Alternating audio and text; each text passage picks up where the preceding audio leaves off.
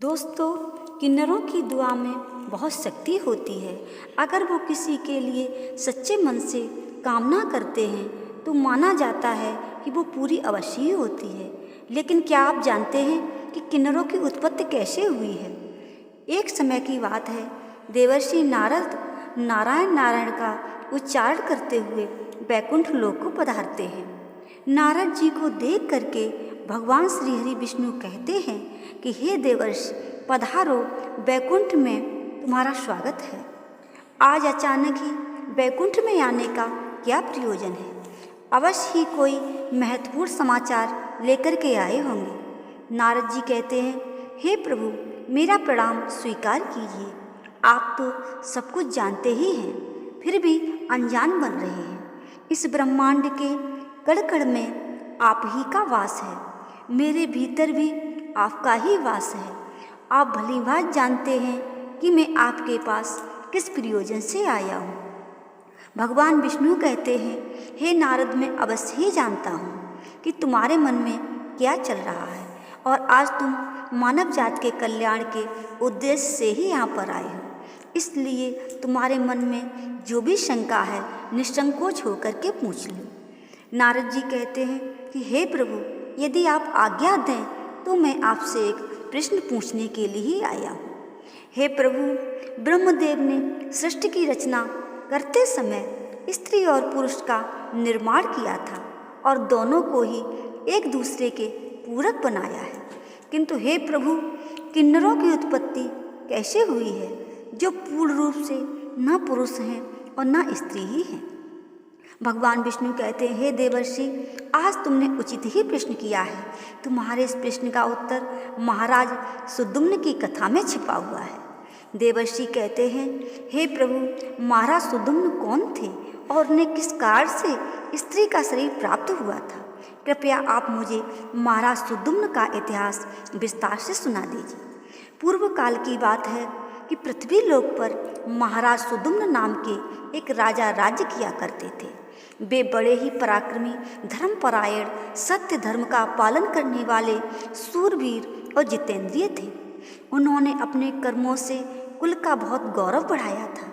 महाराज सुदुम्न दान, शूर और विद्वान थे। उनके राज्य की प्रजा उनसे अत्यंत संतुष्ट रहा करती थी। एक दिन महाराज सुदुम्न घोड़े पर सवार होकर के शिकार करने के लिए जंगल में चले गए।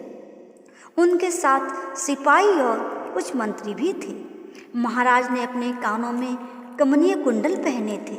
उनके पास आज गर्भ नाम का धनुष भी था और बाणों से भरा हुआ तरकस धारण करके वे जंगल में भ्रमण करने लगे।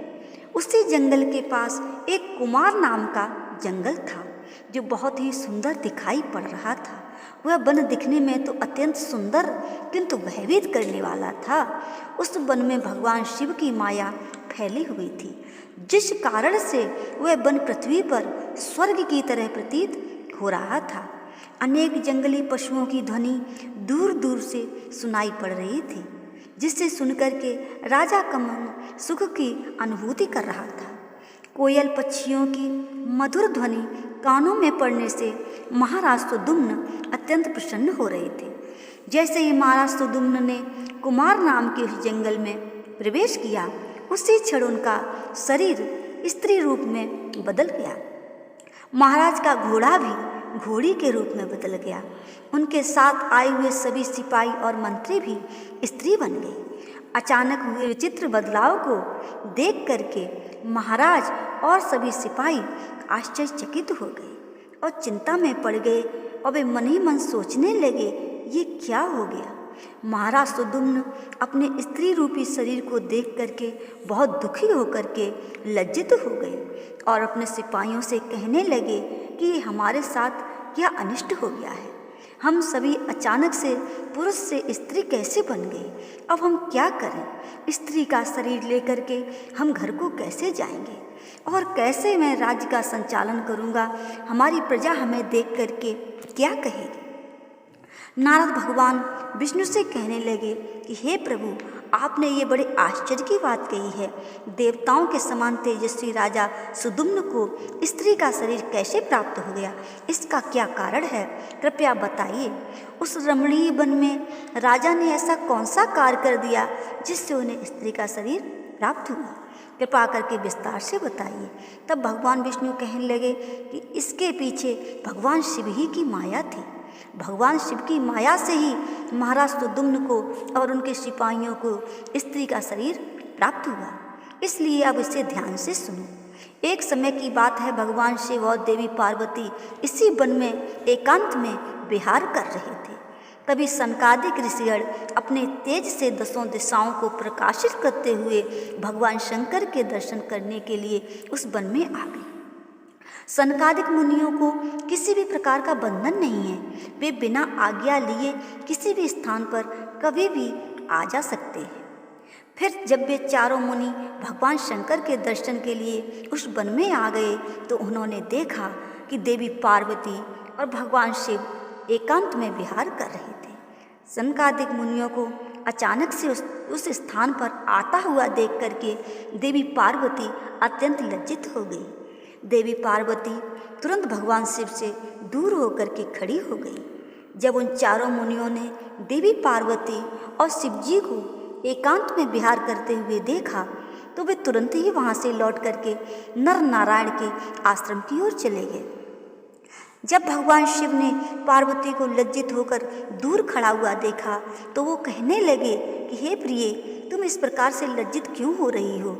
वे चारों तो हमारे पुत्र के समान हैं, उनसे तुम्हें लज्जित नहीं होना चाहिए। देवी पार्वती कहने लगी कि हे प्रभु, स्त्री को अपने पुत्र के सामने भी कभी पति के साथ विहार नहीं करना चाहिए। उससे सदैव ही मर्यादा में ही रहना चाहिए। आपने तो कहा था कि इस स्थान पर कोई नहीं आएगा, फिर हमारे एकांत में विघ्न निर्माण करने के लिए ये चारों मुनि कहाँ से आ गए? आप तुरंत ही कोई ऐसा उपाय कीजिए जिससे कोई भी इस वन में ना आवे, नहीं तो मैं ये स्थान छोड़ करके चली जाऊंगी। तब भगवान शिव ने कहा, हे प्रिय, ठीक है, तुम्हारे इस दुख को दूर करने के लिए मैं अभी उपाय करता हूँ। हे प्रिय, आज से ही इस वन में कोई भी पुरुष भूल से भी आ जाएगा तो वह स्त्री हो जाएगा। हे देवर्षि, उस दिन से जो भी उस वन में जाता वह स्त्री बन जाता है। जो लोग यह जानते हैं कि उस वन में शिवजी की माया फैली हुई है, वे भूल से भी उस वन में नहीं जाते हैं। किंतु महाराज सुदुम्न इस बात को नहीं जानते थे और वे अज्ञानवश अपने सिपाहियों के साथ उस वन में चले गए और शिवजी की माया के प्रभाव में आकर के उनका पुरुषत्व नष्ट हो गया और वे सभी स्त्री बन गए। स्त्री का शरीर प्राप्त होने के बाद महाराज लज्जावश घर नहीं गए और उसी वन में इधर उधर भटकने लगे। स्त्रीत्व प्राप्त होने के कारण उनका नाम इला पड़ गया। इस प्रकार से महाराज सुदुम्न इला के रूप में वन में अपनी सखियों के साथ इधर उधर भटकने लगे। एक दिन वे सभी वन में सुंदर जलाशय के पास खेल रहे थे। उसी समय चंद्रगा के पुत्र बुद्ध उसी स्थान से गुजर रहे थे।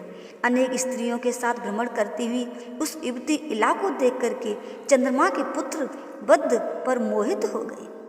उस इला के सुंदर तथा मनमोहक रूप को देखकर बुद्ध जी मंत्र मुग्ध हो गए और उसी क्षण उनके मन में उसे पाने की इच्छा प्रकट हो गई। जब इला ने भी बुद्ध जी का सुंदर रूप देखा तो वे भी बुद्ध जी पर मोहित हो गई और उन्हें अपना पति बनाने के लिए व्याकुल हो उठी।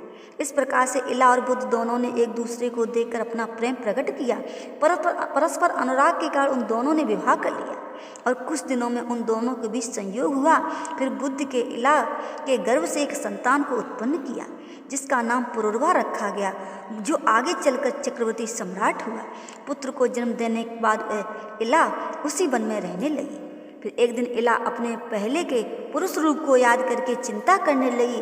तभी उसने मुनिश्रेष्ठ वशिष्ठ जी का स्मरण किया।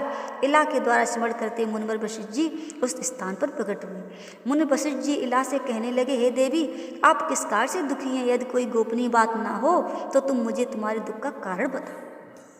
तब वह इला वशिष्ठ जी से कहने लगी, हे मुनिवर, इस वन में आने से पहले मैं एक पुरुष थी, मेरा नाम सुदुमन था, किंतु इस वन में आते मेरा शरीर स्त्री का बन गया, ऐसा किस कारण से हुआ, कृपया मुझे बताइए। तब मुनि वशिष्ठ जी कहने लगे कि हे देवी, शायद तुम नहीं जानती होगी, इस वन में भगवान शिव की माया फैली हुई है। उन्होंने इस वन को ऐसा श्राप दिया है कि जो भी पुरुष इस वन में आएगा वह स्त्री बन जाएगा। उन्हें भगवान शंकर की माया के कारण तुम्हें स्त्री का शरीर प्राप्त हुआ है। फिर वह इला कहने लगी कि हे मुनिवर, कृपा करके मुझे मेरा पूर्वज शरीर प्रदान करा दीजिए, मेरी प्रजा मेरे बगैर दुखी होगी, मैं ऐसी हालत में अपने राज्य में नहीं लौट सकती। मुनि वशिष्ठ जी से महाराज सुदुमन की ऐसी अवस्था देखी नहीं गई। महाराज बड़ी शूरवीर और पराक्रमी थे, किंतु शिव जी की माया के कारण उन्हें स्त्री का रूप प्राप्त हुआ था। वशिष्ठ जी कहने लगे, हे त्वस्त, तुम चिंता मत करो, मैं भगवान शिव से तुम्हारे लिए प्रार्थना करूंगा, तुम्हारी सहायता करूंगा। तब वशिष्ठ जी ने उस स्थान पर समस्त लोगों का कल्याण करने वाले भगवान शंकर की आराधना करना आरंभ किया। भगवान शंकर वशिष्ठ जी की आराधना से अत्यंत प्रसन्न हुए और साक्षात उन्हें दर्शन देकर कहने लगे, हे मुनिवर, मैं आपकी भक्ति से अत्यंत प्रसन्न हूँ, आपको जो भी मनोवांछित वर चाहिए उसे मांग लो। तब वशिष्ठ जी भगवान शंकर से कहने लगे, हे प्रभु, आपके दर्शन से मेरा व्रत सफल हुआ है। भोलेनाथ, मेरी बस यही कामना है कि आप मेरे शिष्य महाराज सुदमुन को पुनः पुरुष बना दीजिए। फिर शिव जी ने कहा, हे मुनिवर, मेरी ही माया के कारण सुदुम्न को स्त्री का शरीर प्राप्त हुआ है, इसलिए मैं ही इसे पुरुष का शरीर प्रदान करता हूँ। किंतु राजा सुदुम्न का 1 मास के लिए पुरुष बने रहेंगे और 1 मास के लिए वो स्त्री बने रहेंगे। इतना कहकर भगवान शिव उस स्थान से अंतर ध्यान हो गए। उन्होंने बोला था, इससे ज़्यादा मैं सुदुम्न के लिए कुछ नहीं कर सकता हूँ। इस प्रकार से वशिष्ठ जी की कृपा से और भगवान शिव के आशीर्वाद से महाराज सुदुम्न को 1 मास के लिए पुरुष का शरीर प्राप्त हुआ और वे अपने राज्य में लौट गए और सुखपूर्वक राज्य करने लगे। जब महाराज पुरुष के रूप में होते तो वे अपने नगर में जाकर राज्य किया करते थे, और जब 1 मास के लिए स्त्री के रूप में होते तो वे वन में आकर ही रहने लगते थे। महाराज के ऐसे विचित्र व्यवहार से उनकी प्रजा त्रस्त हो गई और वे पहले की तरह महाराज सुदुम्न का सम्मान भी नहीं करने लगे। इधर महाराज के स्त्री रूप में रहते हुए बुद्ध से जो उन्हें पुत्र प्राप्त हुआ था, जिसका नाम पुरुरवा था, वह जवान हो गया। तब महाराज सुदमुन ने उसे अपना राज्य सौंप दिया और वे सदा के लिए वन में रहने के लिए चले गए। वन में जाकर महाराज सुदमुन अपने स्त्री शरीर इला के रूप में तपस्या करने लगे। फिर उन्होंने देवर्षि नारद जी से नवकर मंत्र की दीक्षा ली और देवी पार्वती की उपासना करने लगे। अनेक वर्षों तक उस वन में रहकर उन्होंने उस मंत्र का जाप किया और देवी को प्रसन्न किया। तदनंतर भक्तों का उद्धार करने वाली जगत जननी भगवती पार्वती ने उन्हें साक्षात दर्शन दिया। उस समय देवी सिंह पर आरूढ़ होकर उनके सामने खड़ी हो गई। देवी को अपने सामने खड़ा हुआ देखकर इला ने उन्हें नमस्कार किया और उनकी स्तुति करने लगी कि हे जगत जननी, मैं आपके चरण कमल की वंदना कर रही हूँ, कृपा करके मुझे शरीर से मुक्ति प्रदान कर दीजिए। तब देवी ने उस पर प्रसन्न होकर के कहा, हे इला, आज तुम्हें स्त्री शरीर से मुक्ति मिल जाएगी और तुम परम पद को प्राप्त कर लोगी। देवी के इतना कहते ही इला ने अपने शरीर का त्याग किया और परम पद को प्राप्त कर लिया। महाराज सुदुम्न के परम धाम को जाने पर महाराज पुरुरवा राज करने लगे। ये देवा सब सुनो, किन्नरों की उत्पत्ति का रहस्य। महाराज सुदमन अपने सिपाहियों के साथ उस वन में आए थे। उनके जो सिपाही थे वे सभी किन्नर बन करके सुमेर पर्वत के पास जाकर के निवास करने लगे। उन्हीं से किन्नर प्रजाति की उत्पत्ति हुई। तो दोस्तों, इस प्रकार से भगवान विष्णु ने नारद जी को किन्नरों की उत्पत्ति का रहस्य बताया। जय